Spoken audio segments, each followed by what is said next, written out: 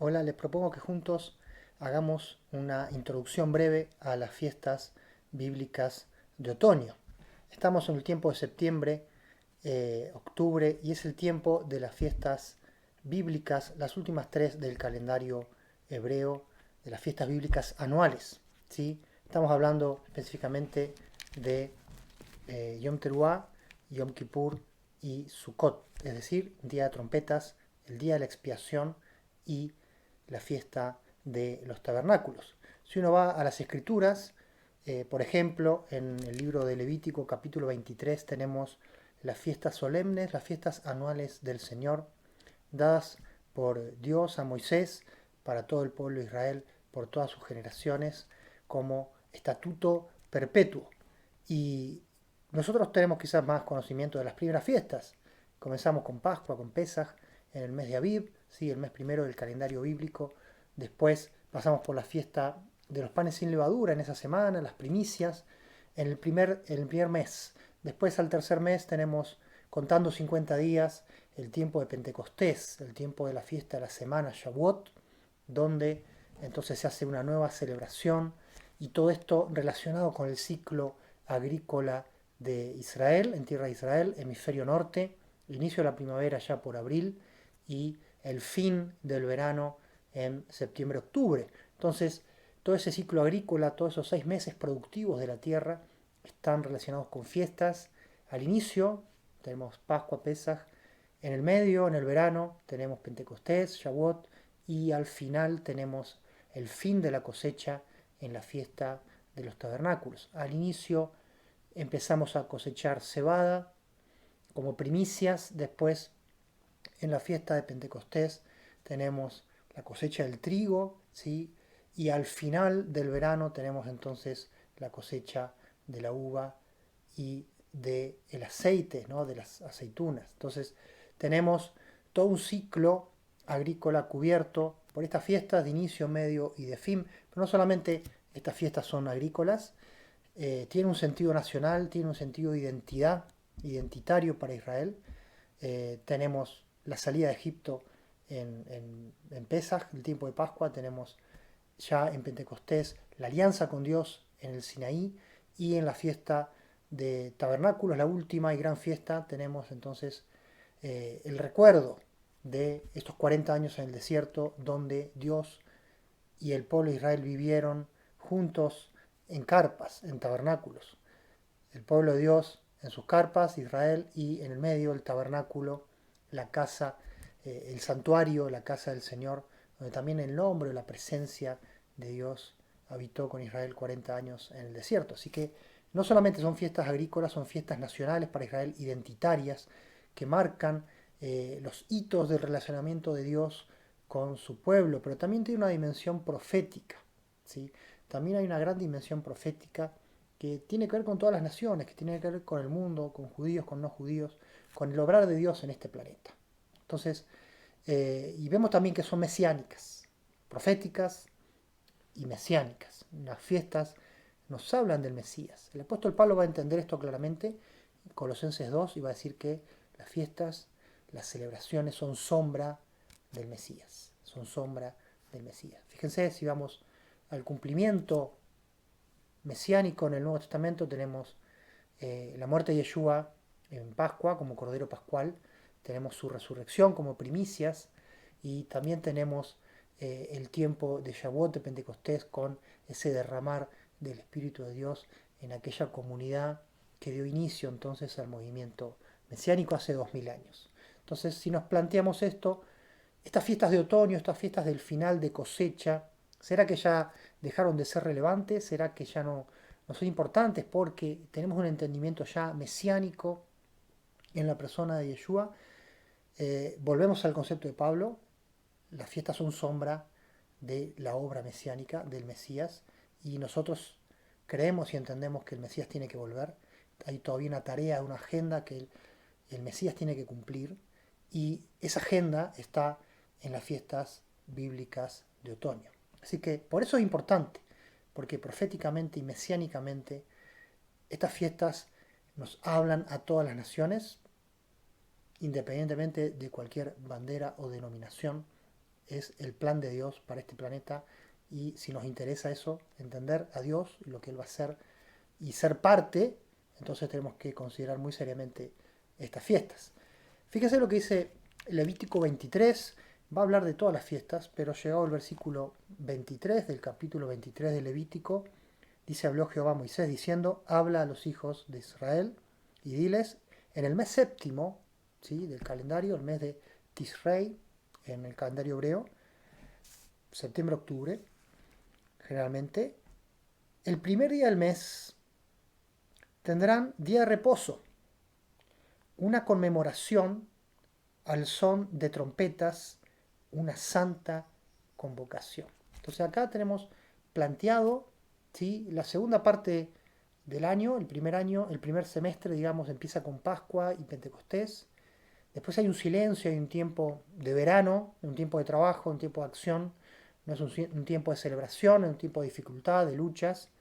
Las cosas importantes en Israel generalmente pasan en verano, para bien y para mal. Es el tiempo de ir a la guerra, es el tiempo de cosechar, de trabajar. Y entonces, pasado el verano, iniciado el otoño, arranca el mes séptimo, ya estamos a 6 meses, ¿sí?, de la Pascua, ya pasó mucho tiempo. Y entonces Dios dice, en el mes séptimo, el primer día del mes, hay que hacer una parada. Hay que hacer un Shabbat, un tiempo, un Shabbatón, un tiempo de descanso, de reposo, parar la actividad y hacer una conmemoración, dice al son de trompetas, ¿sí?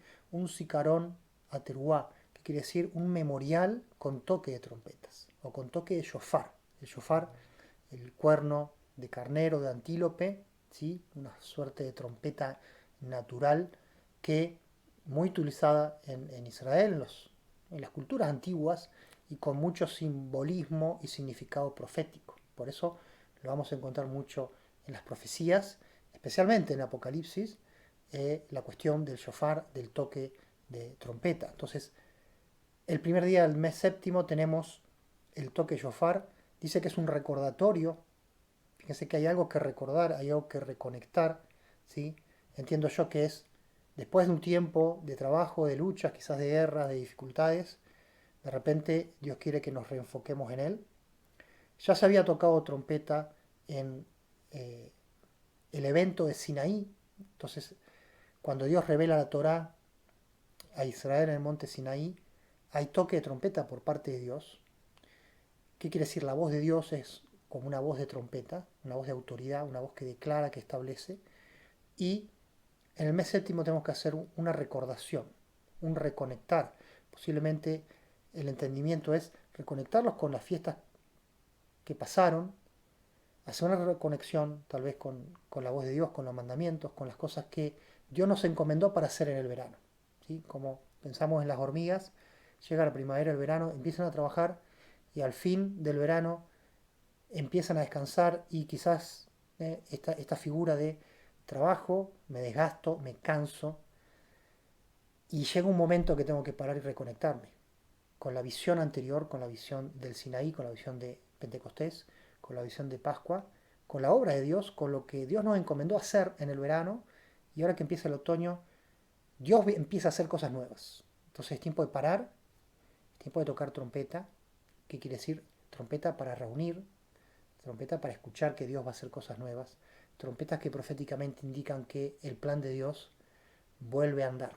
¿Sí? Hay una nueva etapa, hay un nuevo tiempo, hay una consumación y hay un fin de cosecha. Entonces, esta fiesta, un tanto misteriosa, que se centra en el toque del shofar, de la trompeta, del cuerno, nos habla de hacer memoria, de prepararnos, ¿sí?, de que estamos iniciando un nuevo tiempo. Ese nuevo tiempo son 10 días, porque el versículo 27 dice, Levítico 23, a los 10 días del mes será el día de la expiación, Yom Kippur, día de la cobertura, día de la expiación o día también del perdón. ¿Por qué? Porque en este día tendrán santa convocación y van a afligir sus almas y van a ofrecer ofrenda encendida al Señor. Es muy importante en la Biblia la enseñanza del día de la expiación, lo tenemos en otros pasajes, y nos habla de un día de reconciliación. ¿Sí? Fíjense, verso 28, ningún trabajo van a hacer en ese día. ¿Por qué? Porque es día de expiación, es día donde Dios obra, es día donde Dios decide, donde Dios cubre, donde Dios perdona, donde Dios aparta el pecado de su pueblo, a nivel individual, pero fundamentalmente a nivel nacional, a nivel nacional. Y dice, para hacer, para reconciliarlos con el Señor, delante de Jehová vuestro Dios. O sea, hay una reconciliación del pueblo delante, o sea, en la presencia de Jehová vuestro Dios. Entonces, tocamos trompeta en el día primero porque nos estamos preparando, iniciamos estos 10 días de preparación, estos 10 días, si se puede decir, de juicio, ¿sí? Eh, Después el desarrollo bíblico y conceptual teológico de Israel nos va a hablar de los libros de Dios que se abren, ¿sí? Y esto Apocalipsis nos va a hablar también. El libro de la vida, abierto en estos 10 días, Dios haciendo cuentas con su pueblo, el pueblo entrando en un estado de penitencia, de búsqueda interior, de parar, de reconectarnos con, con nuestro Creador, con entender con lo que pasó todo el año que sucedió, hacer un balance de cómo fue nuestro verano, cómo fue nuestro actuar, cuando nos toca actuar y ahora le toca actuar a Dios, le toca considerar a Dios y nosotros entonces entramos en estos 10 días, ¿sí? Especiales hasta Yom Kippur, de Yom Teruah, día de trompetas, al día de la expiación, 10 días, se completan los 10 días con la obra de expiación de Dios. Dios se compromete a considerar nuestra causa, a considerar nuestra condición, a nivel personal, a nivel nacional para Israel y entiendo yo también para las naciones, donde hay un balance, hay una gracia de Dios derramada, hay una cobertura y esto tiene que ver con la sangre presentada del famoso chivo expiatorio, figura también de la muerte sacrificada del Mesías. Entonces hay una sangre derramada, hay una sangre aplicada para cubrir, ¿sí? El arca, el propiciatorio del arca en el lugar santísimo, el tiempo del tabernáculo o del templo, y figura también mística, si se quiere, de la obra mesiánica, de la sangre derramada a favor de muchos. De este día de la expiación, fíjense que estamos acá no hablando tanto de una cosecha, acá el centro es espiritual, es la nación, es el andar de la nación siendo juzgado, es la nación traída de vuelta al sendero de Dios, donde los desvíos son corregidos, donde las apatías son transformadas, donde la lejanía es cercanía y donde la humildad y el afligir el alma, el ayuno, ¿sí? El ayuno de este día de expiación, permiten al Espíritu de Dios obrar y reconciliarnos con Dios. Esto es muy profundo y es tema de la palabra de Dios. Finalmente llegamos al día 14, se completan 2 semanas y entramos en la tercera semana, ¿sí? A partir del día 15 y es entonces una semana de la fiesta de tabernáculos. Dice, versículo 34, habla a los hijos de Israel y diles, a los 15 días de este mes, el mes séptimo, será la fiesta solemne de los tabernáculos o de las cabañas o de las carpas. Será para Jehová por 7 días, versículo 42, en tabernáculos habitaréis 7 días, todo natural de Israel habitará en tabernáculos para que sepan quienes, los descendientes, las próximas generaciones, que en tabernáculos, dice Dios, hice habitar a los hijos de Israel cuando los saqué de la tierra de Egipto. Yo, Jehová, vuestro Dios. Entonces, pasamos estos 10 días, después tenemos 4 y al día 15 llegamos al tiempo de la luna llena, ¿sí? El inicio del mes con luna nueva. Llegamos a la luna llena del mes séptimo para tener esta fiesta de alegría, una fiesta nacional, una fiesta de regocijo, viviendo en tiendas, peregrinando después a Jerusalén en el tiempo del reino y inclusive actualmente para celebrar juntos entonces todo el pueblo esta conexión con Dios. Este ser un pueblo donde yo seré su Dios y ellos serán mi pueblo y vamos a habitar juntos en carpas, vamos a ser aventureros, vamos a salir de un lugar e ir a otro, vamos a movernos. Y toda esa experiencia del desierto entonces es traída y hay otros simbolismos y otras ofrendas de fruto, de cosecha, de agua, donde todo esto se transforma en un memorial de la provisión de Dios. Y es una fiesta también que tiene en consideración a todas las naciones. Se hacen ofrendas y sacrificios por las 70 naciones de la tierra, un número simbólico del tiempo bíblico sobre las naciones del mundo que también tienen parte en esto. Entonces, estas son las fiestas de otoño, nos hablan de cosecha, nos habla de final feliz. Entramos en 10 días de crisis, si se quiere, con Dios. Hay un clímax en el día 10 y después de ahí pasamos a la fiesta de una semana de celebración. Todo esto alimentó la visión profética posterior al tiempo de la Torá. Por ejemplo, el libro del profeta Joel, capítulo 2, vamos a encontrar estos tres pasos. ¿Sí? El paso inicial del shofar, la aflicción, el tiempo de dificultad, tribulación, y que Dios termina perdonando, reconciliando a su pueblo, y finalmente la victoria, el reino, la fiesta final, donde Dios y el pueblo están en armonía nuevamente.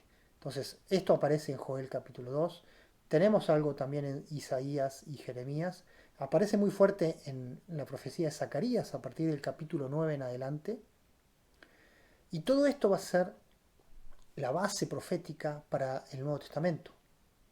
Mateo 24, el sermón del Monte de los Olivos, va a tener estos ingredientes. Pablo va a hablar de estos ingredientes de la trompeta, de resurrección, ¿sí? Que tiene que ver con este perdón, con este volver a la vida, con este nuevo tiempo, con el reino. Va a estar en 1 Corintios 15, por ejemplo, 1 Tesalonicenses, cuando va a hablar del rapto. Y finalmente va a ser en Apocalipsis, donde plenamente estas tres fiestas van a ser entonces el telón de fondo, va a ser el tema de Apocalipsis. Apocalipsis nos va a hablar de Yeshua con una voz de trompeta, va a haber 7 ángeles con las trompetas de los juicios de Dios, estos shofar, va a haber un tiempo de arrepentimiento y va a haber finalmente una batalla, un reino y distintas cuestiones que son abordadas en Apocalipsis. Así que Apocalipsis es un desarrollo desmenuzado del sentir profético de las fiestas de otoño. Por eso los animo a que en este tiempo estudiemos, investiguemos y nos conectemos profundamente con las fiestas bíblicas de otoño. Que Dios bendiga tu vida.